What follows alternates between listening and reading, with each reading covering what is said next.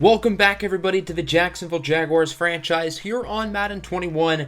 As today we've got some Week 4 action here against the Las Vegas Raiders. It still feels weird not calling them Oakland. I still have not gotten used to it. Still quite the adjustment. This Raiders team is really solid. They're 2-1 just like us, led by running back Josh Jacobs, who's one of the best in the NFL. Looks like the Raiders just gave them a big payday, and it's going to be a rough game probably for our defense. Now, we have stopped the run pretty well this year, but it'll be a challenge. So in today's episode, we will be doing our first prospect profile for the season, and we will be looking at quarterbacks in this year's draft class. So before we do that, I want to evaluate what we currently have at quarterback, and it's no secret that we've had a competition for the starting quarterback spot. Obviously, Gardner Minshew has been the starter this year, and he hasn't been all that great. Now, he did play his best game of the year last week, even though we lost, which is a little bit odd. But I know Jaguar fans do not want to see Gardner Minshew starting. I know they want to see Koko Nwosu start. And if Gardner Minshew continues to not play well and it results in losses, then Koko Nwosu will be starting.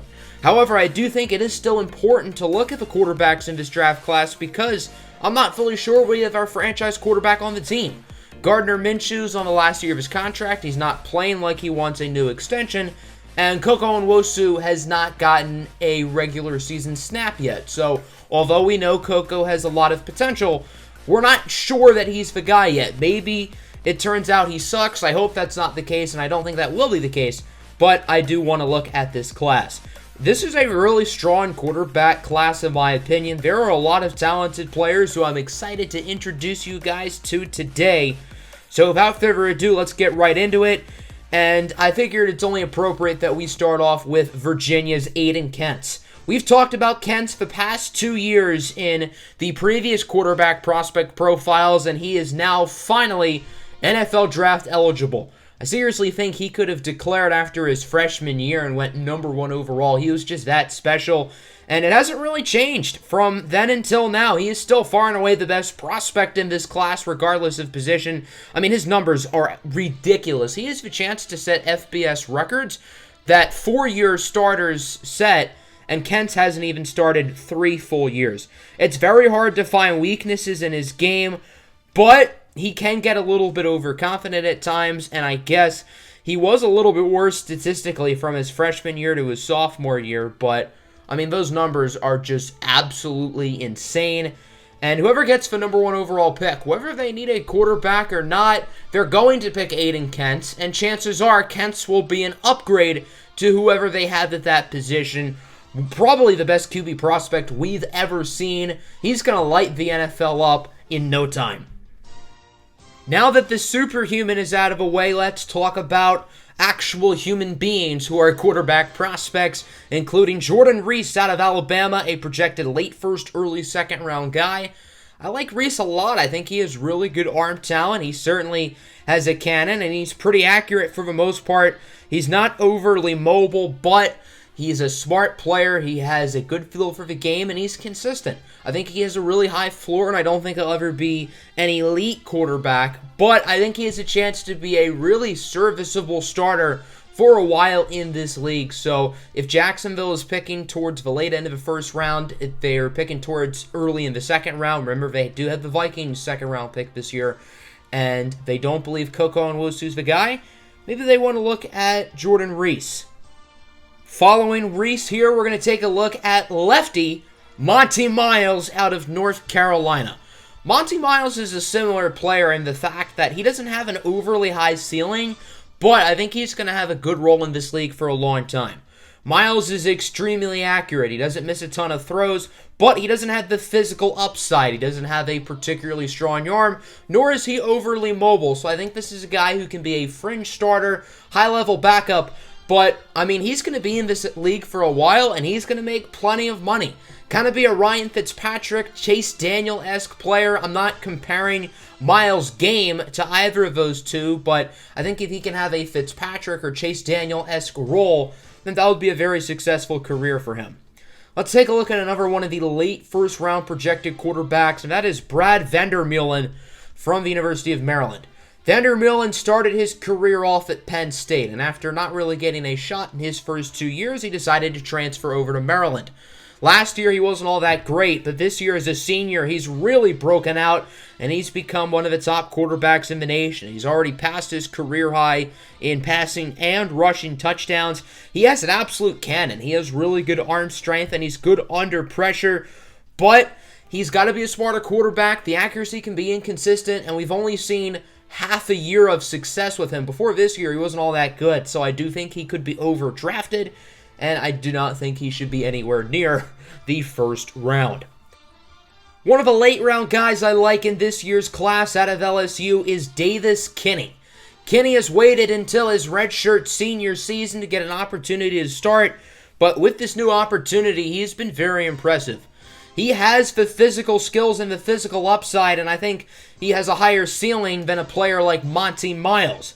Kinney has a really strong arm, and he's very mobile. He makes a lot of plays with his legs. He actually has more than doubled the amount of rushing touchdowns than he does passing touchdowns in his career. But, kind of like Brad Vandermeulen, we only have one really good year of Kinney, and I think he trusts his legs a little bit more than his arms, and he just has to be more consistent overall, and I think if he can do that, he could be a solid quarterback in this league. So we've looked at 3 first-round projected quarterbacks so far: Aiden Kentz, Jordan Reese, and Brad Vandermeulen. Let's take a look at the 4th and final first-round projected quarterback. This is Jaden Gorman-Young out of Georgia. I think he can be a Lamar Jackson, Kyler Murray-esque guy with his top-notch mobility, but he's built like a linebacker. 6'6", 238 pounds. This guy is a freight train. Absolute tank who can absolutely run wild. He also has ridiculously good ability of throwing on the run. His arm strength is a little bit pedestrian, and he has taken a lot of hits, but I think he could be a game changer in the right system, and I think that's the big question with him. I think the right team needs to pick him, but I think if he gets in an opportunity where he can flourish, and the offensive coordinator or head coach can design the offense around his strengths, then Jaden Gorman-Young will be a monster in this league. Probably the most polarizing quarterback in this class, not projected to go until the 7th round, but I do still find him polarizing. This is tiny Jacob Marshall out of Oregon. 5'8", 160 pounds, and I mean, he's not great as a passer, which I know is odd considering he plays quarterback, but I think he could be a swift Army knife in an NFL offense. He's done a great job as a runner for the Oregon Ducks. He's a very explosive athlete, and that's why he's played quarterback, because of his explosive athleticness. I know that's not a word, but I mean, he doesn't have the arm talent to be an NFL player, but I do believe he has the athleticism to have a role in this league. One of the more interesting quarterbacks in this year's class, you guys probably know him if you watch the Westlake Dynasty, this is Marsucio Alteron. Alteron has decided to leave school and enter the draft as a redshirt sophomore after losing the starting quarterback battle to Keith Fleming. Obviously, the stats are very dry. He's never started a game of college football in his life, so we haven't really seen high-level production, but the physical tools are there. He was the #1 quarterback in his high school class, and that high school class did include Aiden Kentz. So keep that in mind. Marsucio was ranked higher than Kentz in high school, and picking Marsucio is just solely picking potential, to be honest. I mean, you really don't know what you're going to get with him, but it's worth taking a shot on day 3. And the last player we're going to look at is the top projected quarterback in next year's class. This is Carmen Castellano out of Texas. Castellano has a really good arm. He's not as good of a prospect as Aiden Kentz, although that doesn't say much because I don't know if we've ever seen a prospect like Aiden Kentz. But Castellano has great accuracy. He's played well this year as a sophomore. He was really solid as a freshman, stepping in after the original starting quarterback got benched. And Castellano has good legs. He's fairly mobile as well, but his decision-making is a question mark. His character concerns, he does come off as kind of arrogant. That's a little bit of a concern, and he still has 1.5 years of football to go before he declares, so a lot of things can change. So that will do it here for the prospect profile today, and now it's time to talk about the current Jacksonville Jaguars squad, who are 2-1, and it looks like the AFC South might not be half bad, with the Colts and Texans also 2-1.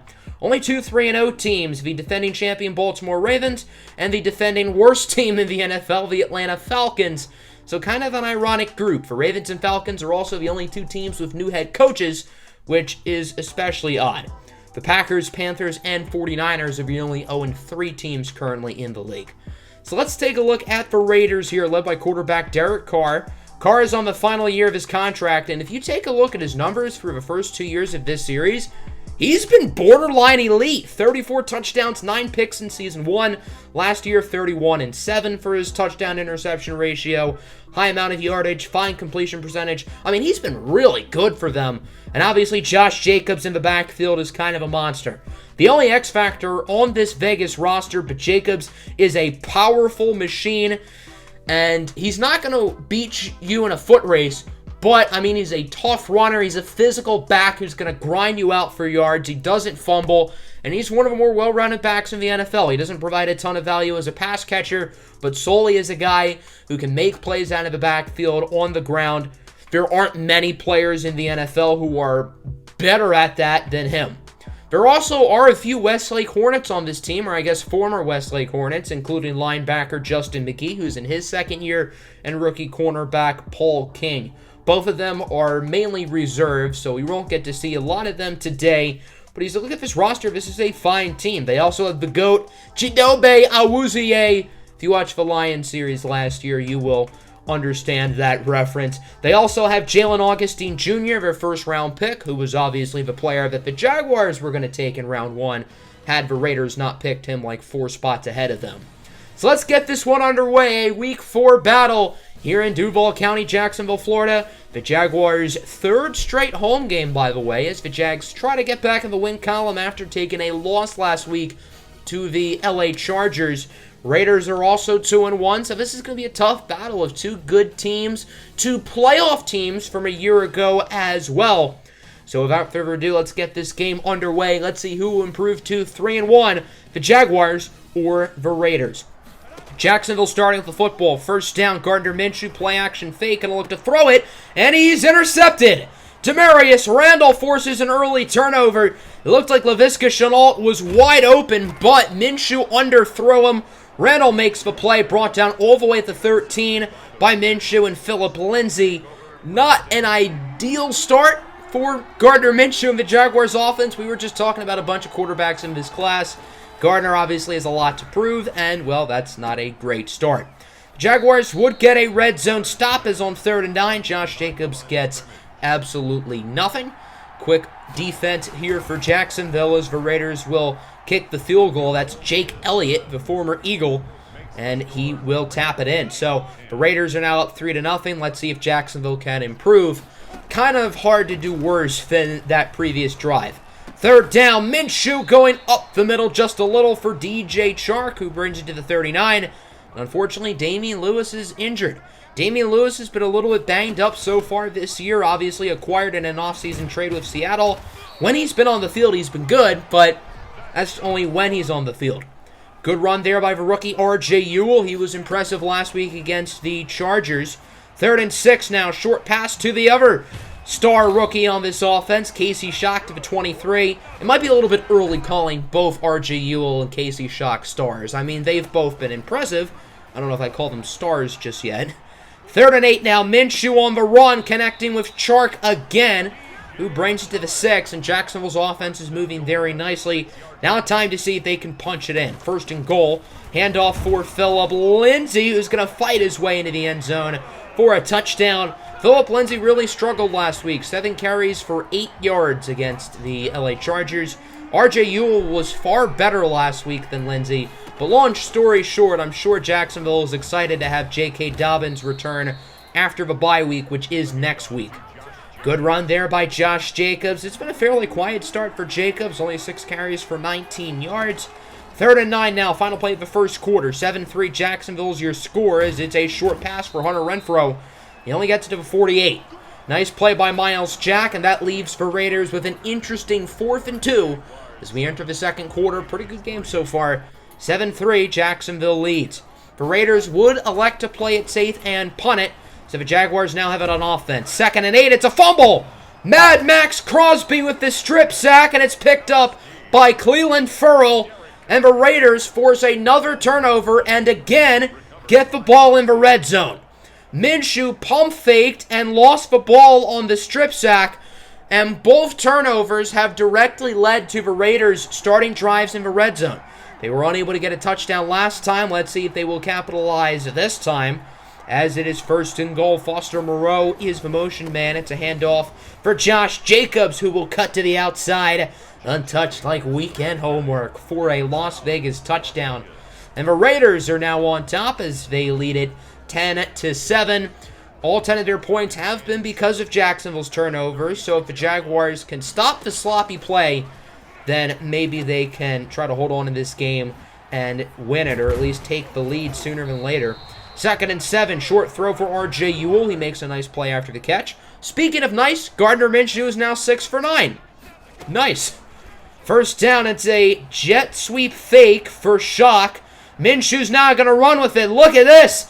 Gardner Minshew with a nice cut inside the 20 to the 17-yard line for a gain of 23. Gardner Minshew trying to show off that mobility. Now Jacksonville's in the red zone. 2nd and 9. What a run by Phillip Lindsay. It looked like he was going to lose yardage. He makes a nice cut past a few defenders and is off to the races. Lindsay has not been all that good today, but he does have 2 rushing touchdowns, so if you started him in fantasy, good for you.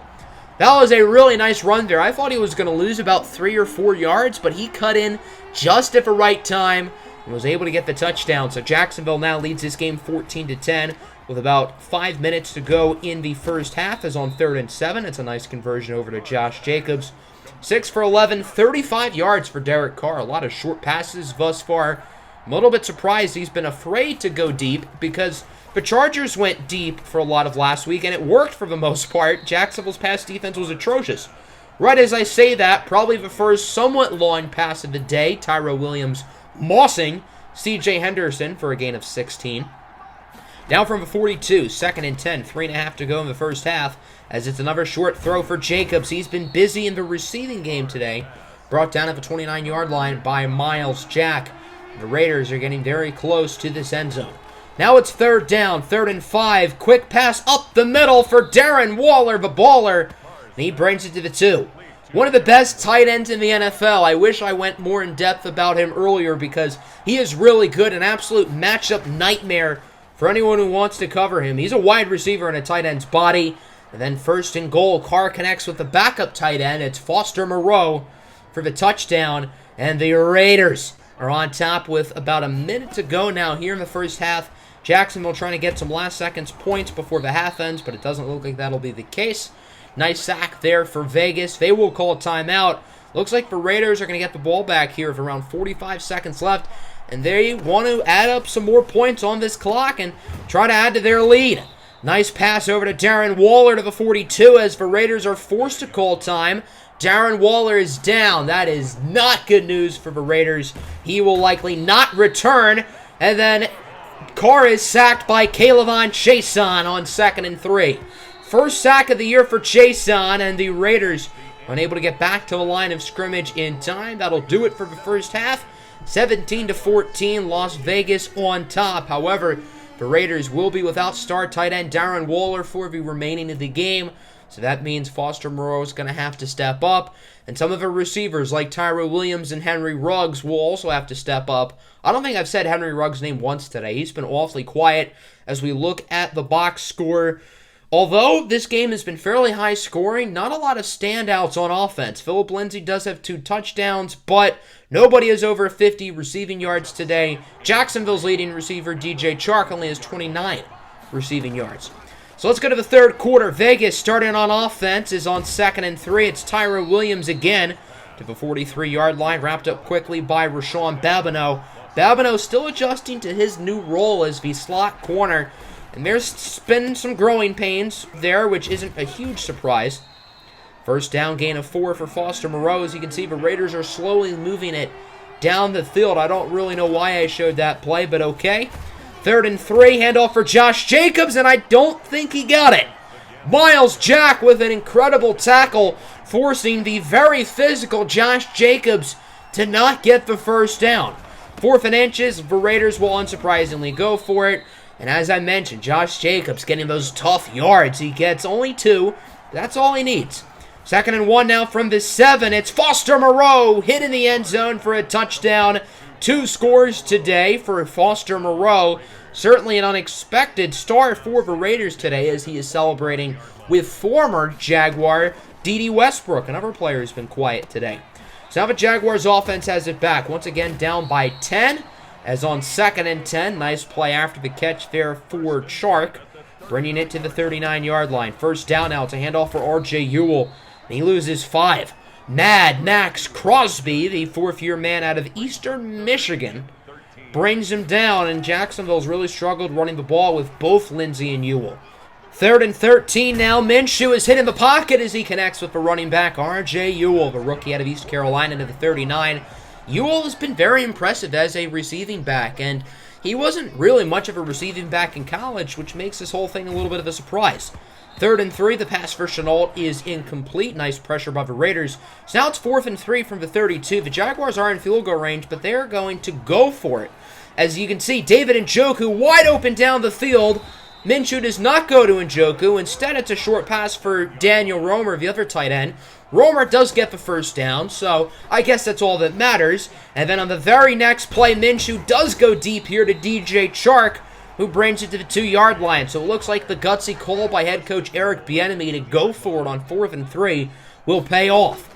1st and goal, it's a handoff for the rookie, R.J. Ewell, into the end zone for a touchdown. He had a rushing score last week on the first drive of the game. Also on the first drive of the game, he had a 75-yard run called back on a holding call, so that's interesting, I suppose. 24-21 now. Jags only down by 3 once again. Final play of the 3rd quarter. It's a nice run up the middle for Josh Jacobs, who is starting to pick up the pace, wrapped up by the 2 safeties, Julius Williams and Ronnie Harrison. And that'll do it for the 3rd quarter. Remains a 3-point Raider lead as both teams score touchdowns in this quarter. Let's see who will pull away in the 4th quarter. It's on 3rd and 3. It's another run for Josh Jacobs. Expect Jacobs to get a lot of carries here in this 4th quarter. Now that we're entering true clock time, expect him to get the ball a ton.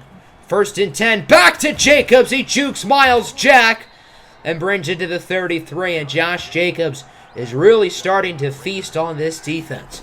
Following play, Carr's going to look to throw it as he goes up the middle there for D.D. Westbrook, his first catch of the game. Now 3rd and goal from the 9. Raiders are ticking time, under 6 minutes to go now. Jacksonville needs a stop as Carr pretty much throws it immediately, and it's incomplete, trying to get it to Tyrell Williams. So now it is 4th and goal.